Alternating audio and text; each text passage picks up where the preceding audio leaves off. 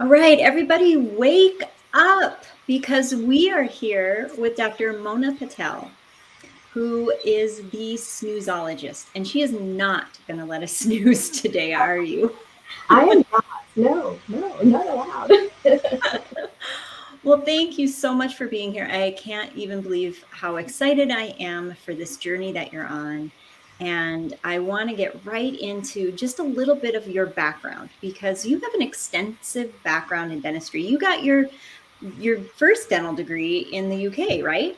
Right. So I've been a dentist for 30 years, and that's a long time. And I know, people have been dentists for longer, but yeah, 30 years. I went to dental school at 17 in England. Yeah, and you go right from high school to, medical school, dental school. So that's what I did. But I was also a little younger in my grade. So back then it was a 4-year um, course, and I graduated as a dentist at 21. And they let me loose on patients at the age of 21 with, no people skills, maturity, no life experience, but all academic, right? Yeah. Mhm. Oh, well, that's a great start and probably a bit of a challenge. But then to add even more challenge, you moved to the United States and Yeah, basically had to do training again. Isn't that correct? I did. So at 23, I got married, and he lived here in America in the suburbs of Philly. And I went to University of Pennsylvania, and I did their program. It's called the PASS program for foreign dental students. And I graduated in 95, and I started working at the practice that I've been at for these years since then. Yeah. Wow, isn't Yeah. that something? And during that time, and I think you still do, didn't you teach dental students? And Yeah, so when I was at Penn as a student, I was director of the preclinical studies. So that helped the dental students who were starting. We would work on, dentiforms and things to get them ready for clinic. And then when I graduated, I worked as a clinical instructor for a little time. And then just recently, I sold my practice about 18 months ago, and I wanted to give back. So I started teaching at UPenn and started teaching the D3 and D4 students, which has been so fun and amazing. And you get to put shift mindsets or put different thoughts out there for them to understand what going out into the real world is. Yeah. mhm. So I really like that. Oh, I bet you're good at it too. I bet they appreciate your real world experience coming in and I think so because I do get requested as an instructor, so I think I'm good. I'm so oh, competitive. fantastic. Well, and then your journey, you have really been focused on complete complex dentistry, focusing, big on TMD, occlusion, full mouth rehab, that whole kind of experience. How did you decide to go that route? And can you tell us a little bit about your background clinically and how it led you to where you are today? Yeah, sure. It's not. I never set out to do that, right? I was an associate. I bought the practice. Um, hello. I bought the practice, and I had children, and I was, navigating the role of being an employer, being a clinician, being a mom, and a wife, a daughter-in-law, and leadership that I didn't know that's what I was supposed to do. And as I started to treat my patients, I started to see that there were certain things about my patients that on the surface they looked healthy, right? Because you look at the teeth, you look at the gums, and you think, okay, there's no caries, and the gums are not inflamed. But there was other signs of disease, Mhm. right? And I just didn't know what that was. So I wanted to find out, and I started to learn about joints, occlusion, and how, joint muscles and the tops of the teeth all work together to give you a stable um, environment to stop breakdown. Okay? But in order to do that, I had to go through a lot of courses. And I didn't really start until much later in my career. I waited until my children were in middle school, right? So it's a bit late. And I get so excited when I see younger dentists going into these curriculums because I'm like, they're learning now, which is amazing. I started this path in 2012, so only 10 years ago. But I started with this SPEAR curriculum, and then I went on to clinical mastery because they have a hands-on component, which was so valuable. Because if you're a visual learner like me, you want to see things. That's how you're going to learn. So I could, in theory, I knew all about how to do uh, a worn dentition case, like a bone mark rehab, but I couldn't visualize it.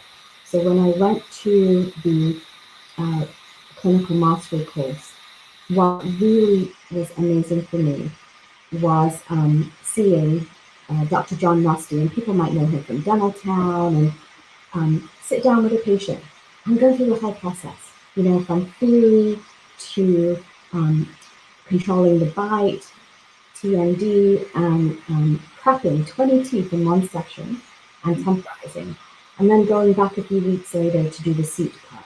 And that was awesome. And I loved how they taught. Sorry. So I went on to do the rest of the curriculum, even though I had done a lot with SPEAR. And next thing I know, they asked me to mentor. And so I started mentoring for them and teaching other dentists, about early signs of TMD and occlusal problems. And then I fell into sleep. I did my first sleep test with them, and that changed my whole career. Oh, I love that. So you have a very personal experience with sleep and Yeah. how this really fueled your passion. Can you tell us a little bit about your personal experience? Yeah, so it was very interesting because around the time that I started to learn about TMD and occlusion, I had gone to see actually John Muskie at his office, and he really got me super comfortable with an equilibration and an occlusal appliance, right? And then a year later, um, I started to develop really bad TMD problems on my left side. And I would walk in to patients, I would have a conversation with them, and I would be like this. Mm. I would be talking to them, and I would be like so uncomfortable. Mhm. And that was going on.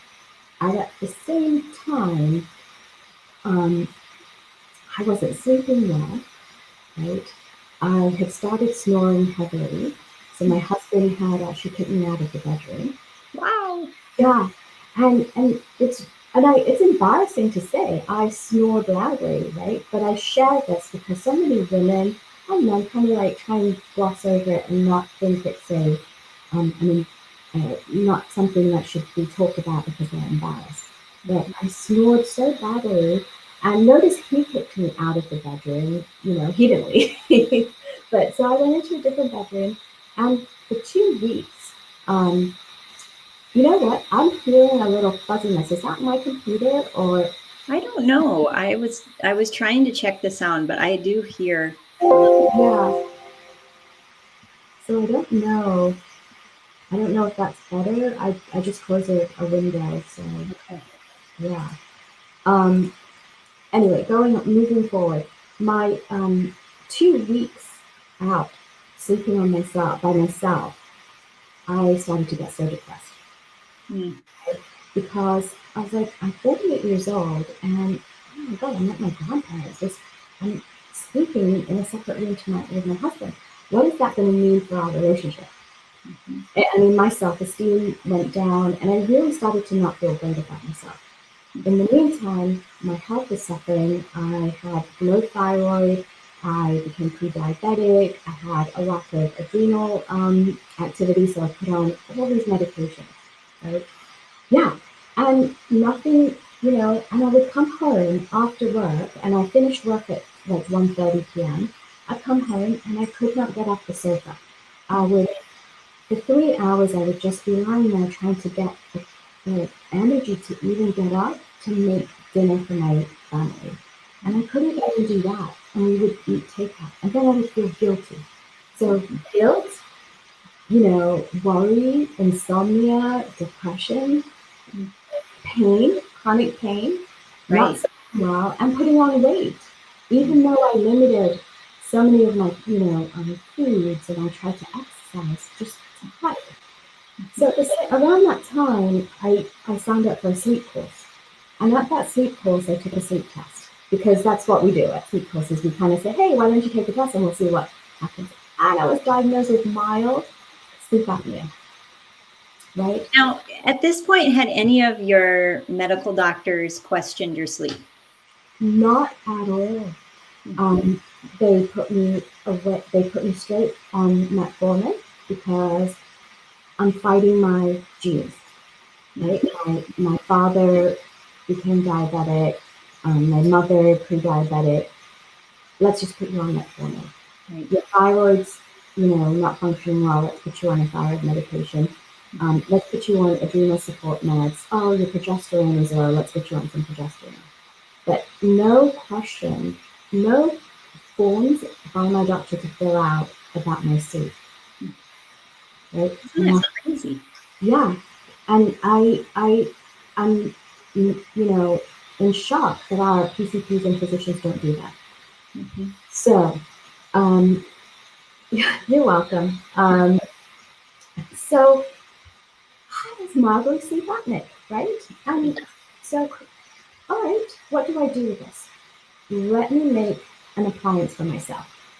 So that's what I did. And I made an appliance for myself. And the first night I put the appliance in, the minute I put it in, I noticed that my breathing was better. Just by putting in the appliance and changing a little bit of the position of my tongue on my lower jaw. And then I went to sleep. And oh my God, I slept through. I didn't get up to go to the bathroom twice, which I used to do, even if I stopped drinking water at 7 o'clock at night. I didn't leave the bathroom. Sorry, that's my dog. I didn't leave the bathroom. I didn't wake up and just lie there staring at the ceiling. I actually slept through. And when I woke up, I slept longer than I've ever slept for the last 10 years. And I was like, oh my gosh, is this what it feels like to have a normal night's sleep? So when you treat sleep, there are many different options. But with appliance therapy, the longer you wear your appliance, the better it gets. So I kept wearing it. And within a week, my TMD calmed down, right? I was feeling better. And 3 months into wearing it, I noticed that I really woke up and I didn't need that cup of coffee, right? And if I chose to have it, it was because I wanted to sit with my husband in the morning and have like that little ritual, but I didn't need it. I also noticed I wasn't falling asleep as I was driving home. I didn't get cozy. And I didn't come home and head for the sofa. I was actually able to do different things. And I became a yes person to going out and having fun and not no, right? And about maybe 3-4 months into it, I noticed when I would go into work in the mornings, my team were really quiet. And one day, and they're so cute. They're younger, much younger, right? And I'm like, what's going on? Like, what's happening here? And they're like, oh, we hate you. We can't stand you. And I'm like, why? And in the nicest possible way. And, it's like your kids talking to you. And I'm like, why? What happened? And I'm like, oh, you're so peppy. We can't stand it. And I'm like, really? And they're like, yeah. Like, you're coming in and you're like, hi, let's go. And let's get, And I was like, oh. And I'm like, so do you guys feel tired? And I'm like, yeah, I need my coffee. I'm not a morning person. I can't, wake up to, like, I can't feel like I'm doing anything till like an hour into my morning. So I got them tested. And guess what? 5 women in my office, that's 5 of us in our team, all 5 have some kind of sleep disorder. Wow. Yeah. That's amazing. Yeah. That's it. And then I started thinking, right? And it just overflowed to, it overflowed to my family. to my patients, to my friends, and next thing I know, I'm like, there's so much more to sleep. Sleep is just part of the picture of well-being, right?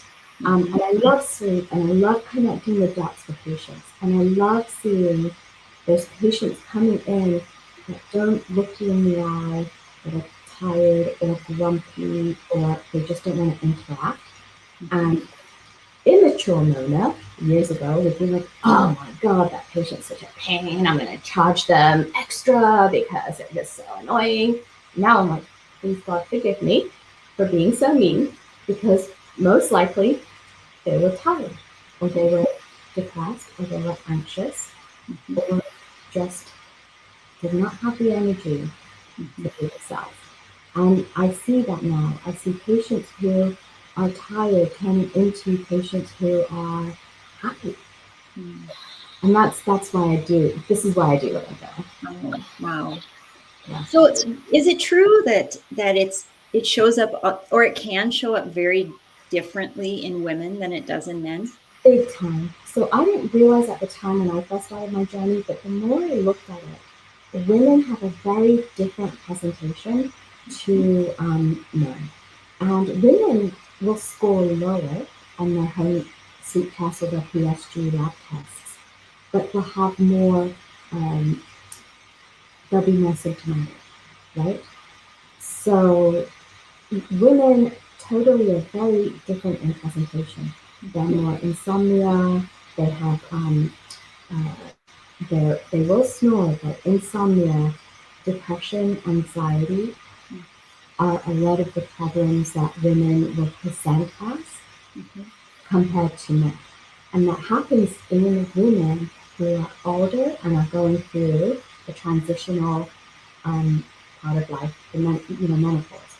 And it's the perimenopausal women, menopausal and postmenopausal women that all have these different issues with sleep. Yeah. Yeah, and so all those other symptoms, are kind of snowballing from the poor sleep. And it's like you say, you almost start to feel helpless, like it's just your lot, it's just your genetics, it's Right. just what you go through this time of life, right? Exactly. I mean, I really thought that before, at the age of 48, I'm getting older. This is what my life is. And Right. when I think back on it, it's actually mentally quite devastating, right? You just think this is all I am.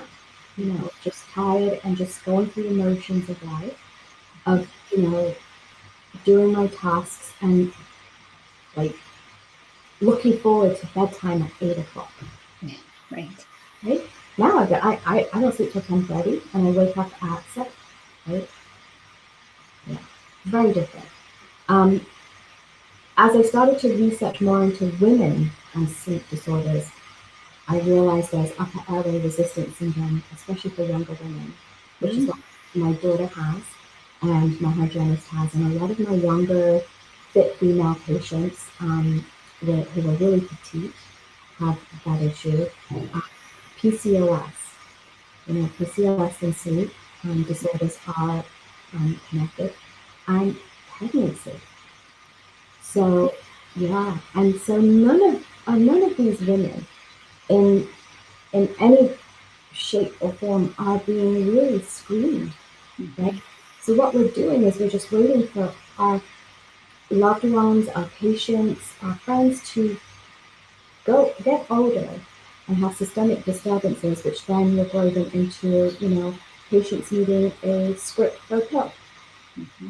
So now my goal is, if I can give you one piece of information that could, thank you, one piece of information that could change how you talk to your patients, and if you save one person's life, because that's what we do, right? With sleep, we're saving lives. We are, God, look at the impact we can make. So yeah. That, it's an amazing, like, way to reinvigorate your passion for what you are doing, right? Isn't it? Well, for me, it's the missing piece, right? In dentistry, we have we have occlusion, we have muscles, and we have our TMD. And the fourth piece for me is sleep. They're all connected.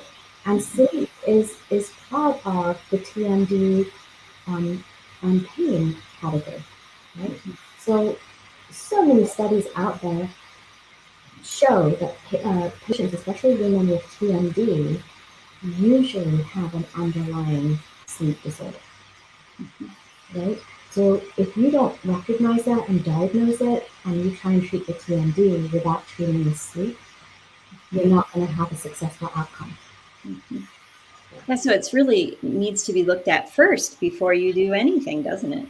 It does, and I'm really waiting for universities to put that on the curriculum. They need to start talking about it. Yeah.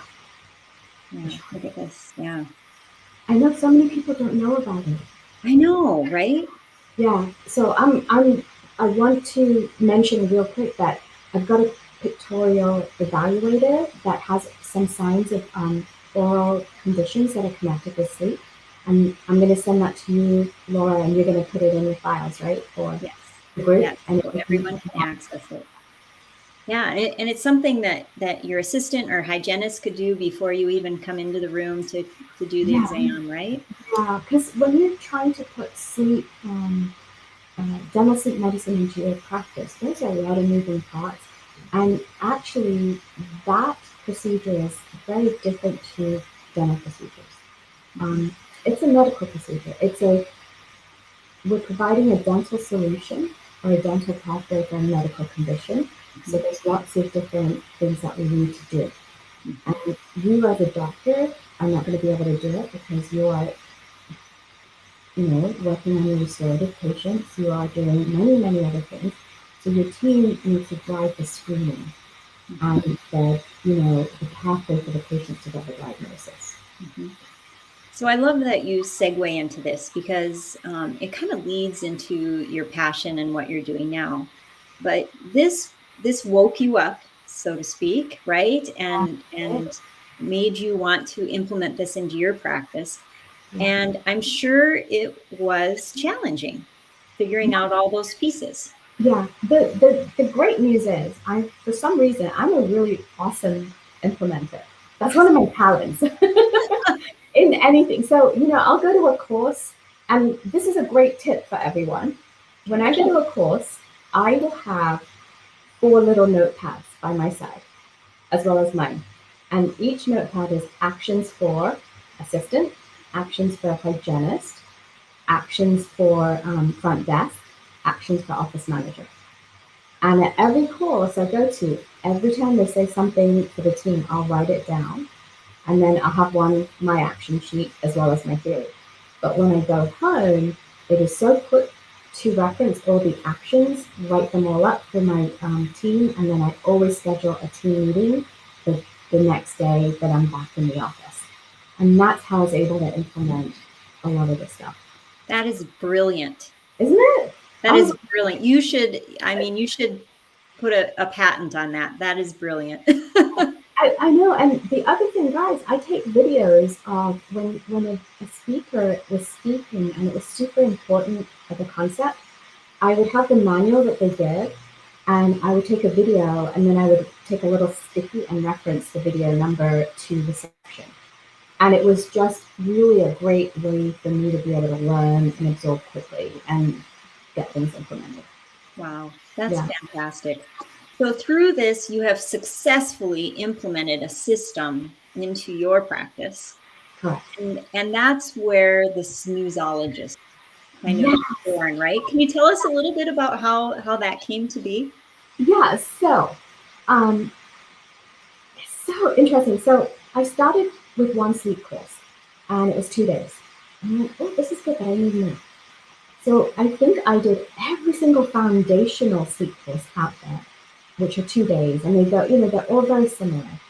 And then after that, I'm like, I still need to know more. So I did a sleep residency, and then I also part of a online club, Spencer Study Club, that has 40 hours of CE with sleep and TMD, right? So I'm like, yeah, now I know what I need to do for my patients when it comes to records, follow-ups, clinical, practice management wise. In the meantime, what I noticed was that I also got asked to talk for another um, sleep continuing program, sleep group solutions. And around that time, people started to reach out to me to ask me questions about sleep, right? So I would answer. So last year during COVID, my husband and I would go on walks, right? And as we're walking, my husband one day, he's like, I'm like, what's going on? He's like, we've been married 28 years and you're always on your phone. Do I need to worry? I'm like, no. I'm like, no, I'm just answering messages. And he's like, what messages? And I'm like, people ask me questions about sleep and TMD and stuff like that. And if I don't answer them, I see the message pop through, I'll forget, and I don't want to be rude. So he's like, you're always on your phone. And I'm like, I know, I always have questions. So he's like, well, why don't you just go help them? And I'm like, what do you mean? Like, just go to their office and go help them. And I'm like, what, like go to the office and train them? And he's like, yeah, just go and do it. And I'm like, oh, okay. So then that sparked the whole idea. And when I thought about it, I thought, gosh, I could marry two passions of mine. That is sleep awareness and, dental sleep medicine. And I was at a point in my life that I really want to give back. So I married sleep with charity, right? So I am a big believer in education, right? I come from an Indian background, and previous generations, women were not supposed to be educated. You get married, you have children, you bring them up, you look after home, family, everything, right? But you don't get an education. And my dad was educated. He was a physician. My mom wanted to go to law school. And all the brothers stopped her from going to college because she was a woman. And she was married off at the age of 19. Right? And she met my father and they were married within 7 days. Okay. Yeah. So this woman that brought me up, who is so smart, so intelligent, there was no outlet for her except us, right? And I always regret that she never was able to get an education. But my dad always was, I'm going to educate my girls, my sister and myself, because I want you to be independent and financially independent. So if your husband doesn't treat you well, if life is not, socially comfortable, I need to know that my daughters can fend for themselves, right? So education for me is huge. And so I wanted to give back. So I'm taking 33% of the profits from anyone who hires me to come into their office to go to two charities. One is the project run by Malala. The funds will go to young girls who won't have access to education unless we support them. Right? And then the second one is elephants, elephant rescue, Sheldrick Fund. I love elephants. I look into elephants. When you see their eyes, God, it's like they just have so much wisdom in those eyes. I just love elephants. So I'm like, I want to save an elephant too. Oh, That's what I did.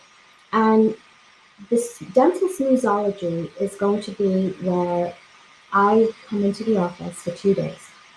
You've already done a sleep course, but you just can't implement it. And you usually can't implement it because you don't have, number one, enough time. Right? Number two, you've got a team that's restorative, right? They know restorative dentistry. They know how to talk to dental patients. But how do you turn a restorative team into a sleep team? Right? There's a difference. big difference. Yeah. Right? So that's where I come in. And if you are not able to establish dental sleep medicine processes in your office, I come in and kind of demystify and simplify. But I customize it to your office. Mm. to how you guys do things. I, work with your team and help your team become, a sleep team. I think that that is, when you talk about sleep being the missing part in education, I think the implementation and that person holding your hand through it is what's missing in the education of sleep medicine.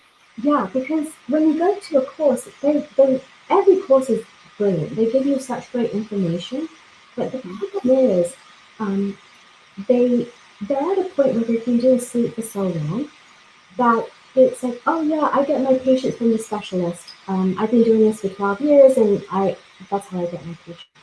But how do Mhm. you get patients when you're first starting off? Right. And you don't have an in with a physician, you don't Right. have a referral system. So how do you get that experience? Because the next thing you're told is don't talk to a physician until you have enough experience. Because if you don't know what you're doing, the physician's not going to want to work with you. Well, how do you get your experience? How do you get identify patients and get the diagnosis and then get them to yes to be able to be treated, right? Mhm. That's one. Secondly, at all the courses, it would be like, oh yeah, my sleep coordinator does that, and my sleep coordinator does this. Well, how do I turn my restorative assistant into a sleep coordinator? They don't tell you that. But Mhm. I know because I tried so many things and now I know what works. So Oh, yeah. So it's either you can struggle through it and make a process, but it takes a long time. Or you can have someone like me come in, help you navigate all of those things. There's certain questions you also have to ask yourself about how do you want to be reimbursed for this? Do you want an insurance model, which means medical insurance, or do you want to be a fee for service model? mhm. How do you make that decision? And so basically I bring decision trees as well into it. Nice. Kind of help navigate it. Yeah. Nice. Yeah. I love that it's custom for each practice that you go to. So there's not like a cookie cutter approach that you No. apply. You really do it with uh, the intent of that practice, so that it's Right. their baby that you're helping them Yeah. birth, Because, basically. yeah, because look, like you have some teams there's 6 to 8 people, and you have some teams that are 3 or 4, and you have to choose like who's going to be your sleep team member, right? Your sleep champion, your coordinator, your sleep navigator, whatever you want to call them. But then it's like, what is their comfort level with the process? What is their comfort level with conversations with the patient? How do you give your team that level of comfort to be able to do what they need to do for you? Right. Right. Yeah, it's a lot. So Yeah, if there is a practice, if there is somebody that's interested in dental sleep medicine, and what pointers would you give? Now, I know you teach courses, correct? yeah, yeah. So I can you do. kind of walk us through, if I were a practice owner that just, I saw this interview and it just lit me up, where do I start? What's the first thing I should do? First thing you should do is go to a foundational sleep course, right? And when you go to a sleep course, I would advise that you take some key team members. Okay. Once you've done that course, the course will give you like a whole turnkey overview of how things work with sleep. My course is a little different because I took all of the different courses that I went to. I mean, I think I have about 90 some hours on Sleep CE, right? And what I did was I was like, oh, this was great, but this was missing. Or then, appliance selection was missing because they cover appliances really quickly, but there's so much to it, right? So what I did was I kind of geared my course towards the more practical part of it. Mhm. And basically, again, the way I think is decision trees. right? So that's how I teach as well. Like, this happens, this is blah blah blah blah blah blah. So anyway, you would go to a good 2-day foundational course, and there's some great speakers out there on sleep, right? I would also sign up for the AADSM, which is the American Academy of Dental Sleep Medicine. They have some great webinars. And then after that, I would definitely test yourself, your team, and start treating your team and your team's family members. That's how you're going to get your feet wet. And if you test your team and you treat your team, that will be the biggest impact on your practice. Because they're going to have their personal experience with the patients. They're going to be your biggest supporters, your biggest advocates. And what I noticed with sleep is it really does empower the team very differently. They love what they do when it comes to dentistry, but when you talk about sleep with someone, it's a whole different conversation. Like one of my hygienists, she had a baby and she didn't come back to dentistry. She decided to stay at home. But when she was in the office for her checkup, she's like, yeah, it's good, but you know what? My husband he's having TMD pain, and he's just like, she was just telling me that she's handling a lot at home, right? So he came in for his checkup and we did a TMD evaluation, and I said, let me just get you also sleep tested before I make you an appointment for the TMD. And he came back with actually not full-on sleep apnea, he came back with upper airway resistance syndrome. And I kind of explained that to patients as the baby sister of big brother sleep apnea.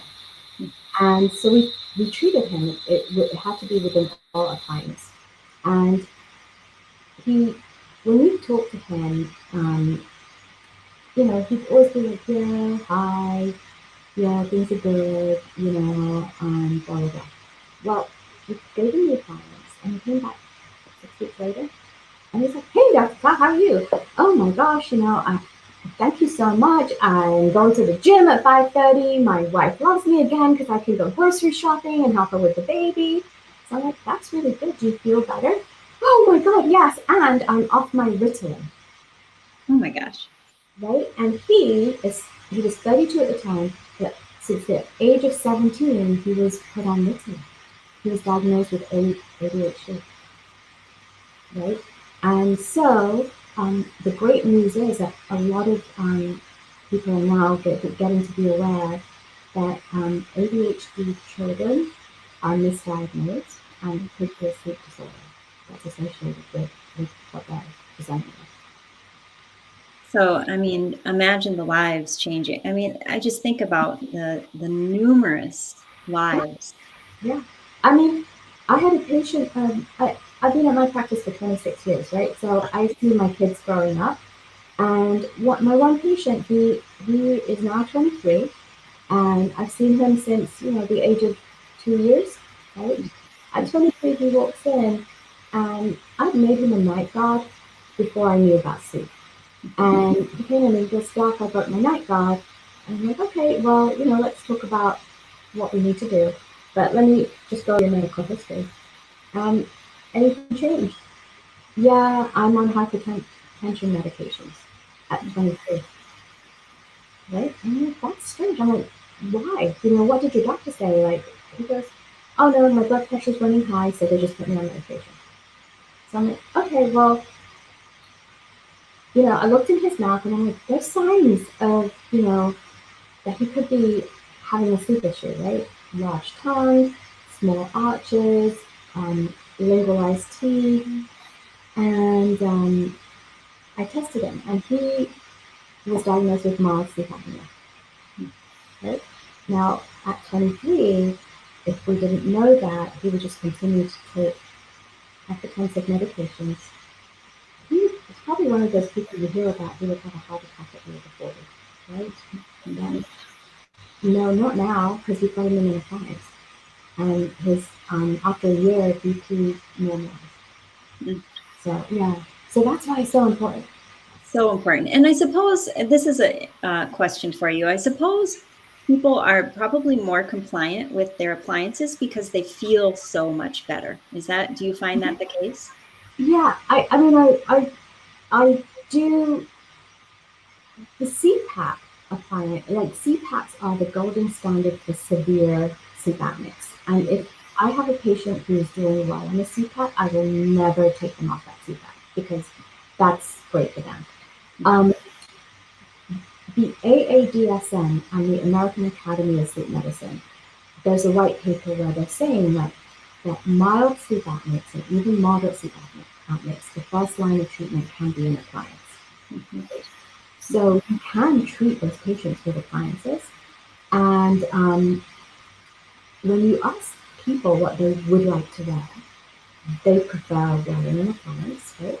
So people ask me, how come you didn't go into a CPAP? And I'm like, I'm 48. I'm not going to wear a CPAP because it's just not sexy. I want to sleep in the same room as my husband. If I wear a CPAP, I'm going to be embarrassed. I'm going to be wanting to be in another room. So everyone has reasons for not wanting to wear a CPAP. And but if we can provide appliance therapy for them, and not just appliance therapy, it could be surgical corrections, it could be orthodontic corrections with mark and dome surgeries. It could be as simple as tongue tie and myofunctional therapy. There's so many things to take into consideration, right? Mm-hmm. But if your patient is an ideal candidate for an appliance, wow, just with something so simple, you can change their outcome. Oh, Yeah. that's awesome. Yeah. Wow. Well, I am super excited about the Snoozologist. I love the name. I think it's adorable. Thank you. You know what? When I was thinking of the name, I was thinking I was going to do like integrating sleep and all of that, and then I'm like, nah, I want this to be fun. I want it to be fun. So, hence the Snoozologist. It's perfect, and it's a perfect description of your journey and who you are and who you've become.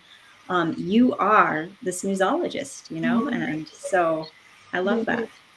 Thank you. I want to make sure people know how they find you and what would be the first step when they wanted to work with you. So I have your website at the bottom. Yeah. So if you go to the website, that you can click on a schedule link, and you can schedule a discovery call on Calendly, and I'll hop on the phone and we'll just talk about what your goals are and see what direction you want to take. You can also go on to Facebook and Instagram. Mm-hmm. Yep. So there's the Facebook Snoozologist and Instagram at the Snoozologist. So Yep. wonderful. Well, I would love to talk with you about this all day. I think that there is so many, I'm sure you have a plethora of cases that would be fun to share, and that may be a whole nother day. But thank you so much for bringing this important topic, this foundational topic of well-being and health. I know that you will affect many more lives now that you're helping other dental offices bring this to their palette of choices in their office. So Yeah, just thank even you. awareness. That's what we sleep warriors, sleep advocates. And who doesn't love a good night's sleep, right? So Right, if you exactly. can give the gift of a good night's sleep, wow. Absolutely, absolutely. Thank you so much for the opportunity to come and talk about sleep and Yeah. just make people aware of it. Yeah. Yes, of Thank you. course. All right. I have one more question for you that I always follow up the interview with. If you were to give one piece of advice for our listeners as far as balance, if there's one little thing, one little tidbit that you could give them in this busy world to bring balance to their lives, what would it be? Oh, mm. Um, I think that personally, I learned balance when I learned not to be perfect. Oh, Okay? mhm. So, what that means is, especially women, we put so much pressure on ourselves to having to know or everything, to have the right answers at the right time, and we never give ourselves a break. And the minute I said to myself, or I gave myself permission to not know everything, not to be perfect, that's when things just fell into place, and you really realize that some of the stuff you worry about is not as important as you think. And that's when you start to get balance. That's when you start to, the unnecessary noise gets drowned out, and you start to have time to breathe. And I know you asked for one, but the other thing is I would schedule time to breathe in the day. And I say that because there are things, if you notice, what I would like the listeners, when you go to your patients and you're working in your day, be conscious of your breath. Because there's many times that you'll find you're holding your breath, right? There's a thing like called email apnea or text apnea. There's a lot of people who hold their breath when they're typing an email. And if you're not breathing, your sympathetic drive is hyperactive, and you're just going to feel anxious and stressed out and not be able to balance. So breathe and be conscious of your breathing during the day. Oh, those are great tips. So throw out perfectionism and breathe more. Yes, exactly. Easy. Definitely. Awesome. Well, Dr. Patel, thank you so much for spending some time with us. And please, everybody, check her out at dentalsnoozology.com. Look for her on Facebook at the Snoozologist, or follow her on Instagram at the Snoozologist, and reach out to her and begin this journey in your practice and save some lives. Yeah. Thank you so much. All right. Thank you. Cheers. Bye. Bye.